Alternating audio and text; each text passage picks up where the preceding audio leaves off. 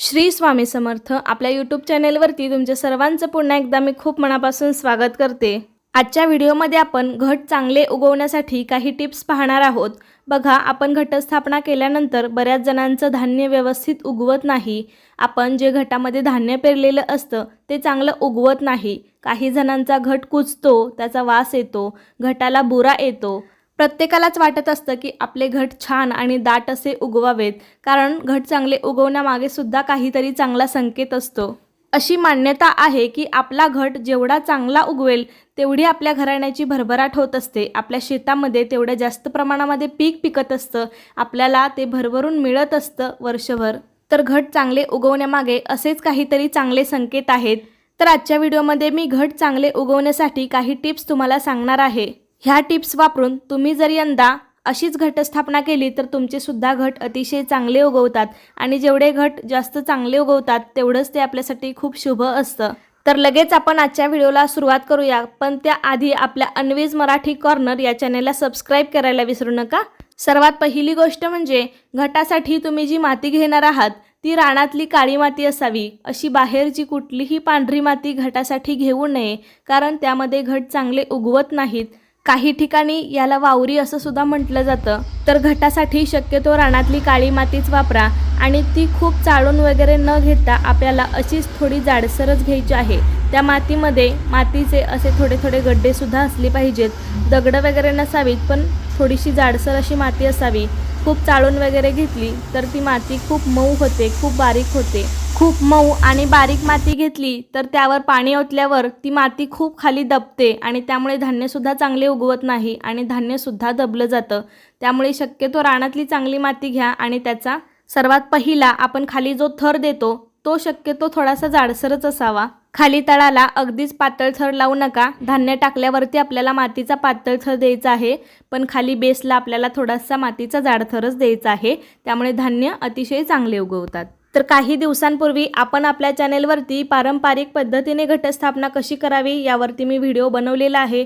तो तुम्ही अजूनही पाहिला नसेल तर खाली डिस्क्रिप्शन बॉक्समध्ये लिंक दिली जाईल, नक्की जाऊन चेक करा।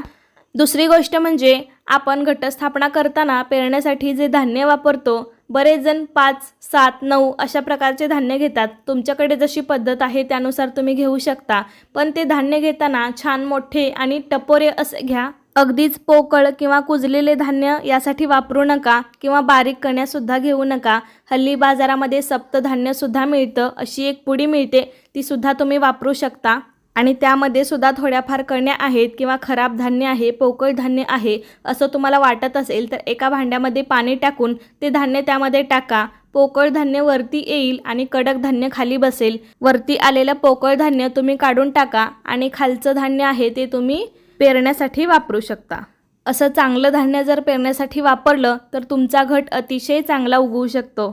किंवा बरेच जण असे म्हणतात की त्यांचं घटामधलं धान्य अजिबातच उगवत नाही किंवा व्यवस्थित उगवत नाही, तर त्यांनी काय करायचं, आपण जे धान्य घेणार आहोत तर ते आदल्या दिवशीच रात्री पाण्यामध्ये भिजू घालायचं आणि दुसऱ्या दिवशी घट घालताना तेच धान्य मातीमध्ये पेरायचं आहे।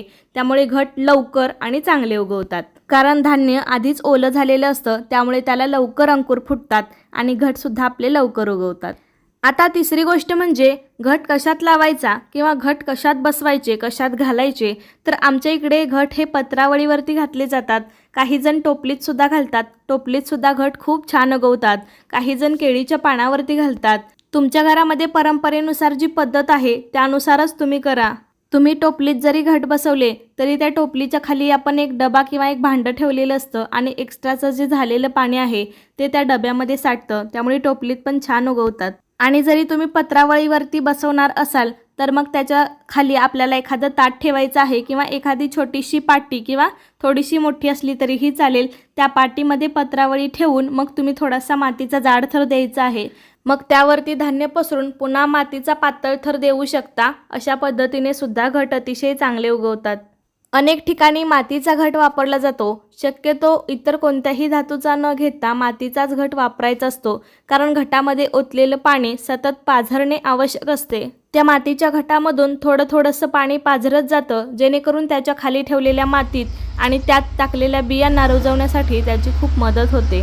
पण तुमच्याकडे पूर्वीपासून काही वेगळी पद्धत असेल, काही ठिकाणी तांब्याचा सुद्धा कलश बसवला जातो, तर त्यानुसार तुम्ही करा. फक्त मातीवरती थोडंसं पाणी शिंपटा, म्हणजे घट चांगले उगवतील. त्याचबरोबर अनेक वेळा काय होतं, घरातील कोणीही येतं आणि त्या घटामध्ये पाणी ओततं, पण हे खूप चुकीचं आहे. घटामध्ये आपल्याला जास्त पाणी घालायचं नाही. खूप चिखल करू नका, फक्त ती माती ओलसर राहील इतकंच पाणी त्यामध्ये घालायचं आहे. आणि त्यामध्ये तुम्ही जर मातीचा घट ठेवला असेल तर त्यातून सुद्धा थोडं पाणी झिरपत असतं आणि आपण फक्त वरून थोडंसं पाणी शिंपडायचं आहे. खूप तांब्याने किंवा ग्लासाने ओतायचं नाही.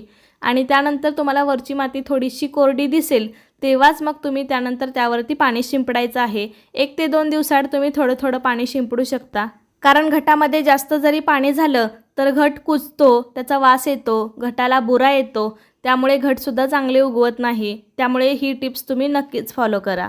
बऱ्याच जणांचं काय होतं, काही जणांचे घट हे दरवर्षीच उगवत नसतात असं त्यांना वाटत असेल, तर मग त्यांनी काय करायचं, आपण नेहमी जे धान्य पसरून टाकतो तर त्याऐवजी आपण हे धान्य त्या मातीमध्ये पेरायचं. त्यामध्ये पेरता येणारं शक्य असेल तर खपली आणि मका, तर हे धान्य तुम्ही त्या मातीमध्ये टोचायचं आहे, पेरायचं आहे.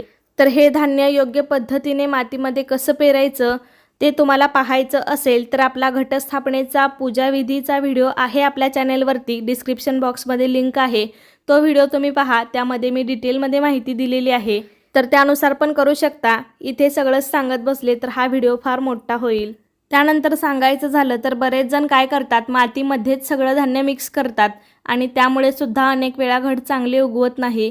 कारण काही धान्य खूप खाली जाऊन बसतं, ते धान्य दबलं जातं, त्यामुळे त्याला अंकुर लवकर फुटत नाही. तर तसं न करता सर्वात आधी आपण ज्यात घट बसवणार आहोत तर त्यामध्ये किंवा पत्रावळीवरती असेल तर आधी मातीचा जाड थर पसरावा. त्यावरती आपण व्यवस्थित धान्य सर्व बाजूने पसरून घ्यावे आणि त्यानंतर वरती मातीचा पातळ थर द्यावा. त्यामुळे धान्य जास्त दबलं जात नाही आणि असं केलं तर त्याला अंकुर देखील चांगले फुटतात, धान्य छान फुलतं आणि त्याला छान अंकुर येतात, सुंदर घट उगवतात. त्यानंतर 5वी आणि सर्वात महत्त्वाची गोष्ट सांगायची झाली तर घट कुठे बसवायचे, तर आता सर्वच जण आपापल्या देवघरामध्येच घट बसवतात. शक्यतो घट हे देवघरातच बसवावे. देवाऱ्याजवळ किंवा समोर तुम्ही बसवू शकता, पण काही कारणास्तव तिथे जागा नसेल तर तुम्ही दुसरीकडे सुद्धा बसवू शकता सगळी साफसफाई करून. पण ज्या ठिकाणी आपण घट बसवलेले आहेत तिथे हवा थोडीशी तरी खेळती असावी. अगदीच खूप जास्त नाही लागली तरी चालेल, पण थोडं त्या घटाला वारंसुद्धा लागलं पाहिजे. त्यामुळे सुद्धा घट छान उगवतात. दिवसा थोडंसं वारं लागावं आणि रात्री मात्र त्या घटावरती तुम्ही एखादं भांडं त्यावरती झाकलं तरीही चालेल, कारण यामुळे घट अतिशय चांगले उगवतात. 100% मी तुम्हाला खात्री देते. संध्याकाळी झोपताना तुम्ही खूप मोठं भांडं घ्या, जेणेकरून त्यावरची कोणतीही वस्तू हलणार नाही, नारळ किंवा घटाला काहीही त्रास होणार नाही. अशा पद्धतीचं एखादं भांडं तुम्ही त्यावरती झाकू शकता आणि सकाळी आपल्याला ते भांडं काढायचं आहे अंघोळ वगैरे केल्यानंतर. एखादं मोठं पातेलं किंवा पाटी असेल तर ती स्वच्छ असावी आणि ते त्यावरती झाकलं तरीही चालेल. दिवसा मात्र झाकू नका, कारण सारखं झाकून ठेवलं तरी त्या घटाला बुरा येऊ शकतो. त्यावरचा नारळ हलणार नाही अशा पद्धतीने रात्री भांडे झाकले तर ते सकाळी काढावे. त्यामुळे घट खूप छान उगवतात. त्याचबरोबर वारं लागलं पाहिजे मी असं म्हटलं, पण आपल्याला अखंड दिव्याची सुद्धा काळजी घेतली पाहिजे. शक्यतो काचेचे आवरण असलेले दिवे आता हल्ली बाजारामध्ये मिळतात, तर ते तुम्ही वापरू शकता. त्यामुळे कोणताच प्रॉब्लेम होणार नाही. तर नेहमी तुमचे जरी घट चांगले उगवत नसले तरी ह्या टिप्स वापरून यंदा तुम्ही घटस्थापना करा. तुमचे घट अतिशय चांगले उगवतील. तर कशी वाटली तुम्हाला आजची माहिती मला नक्की सांगा. आजचा व्हिडिओ आवडला असेल तर लाईक करा, शेअर करा आणि चॅनलवरती नवीन असाल तर सबस्क्राईब करायला विसरू नका. धन्यवाद.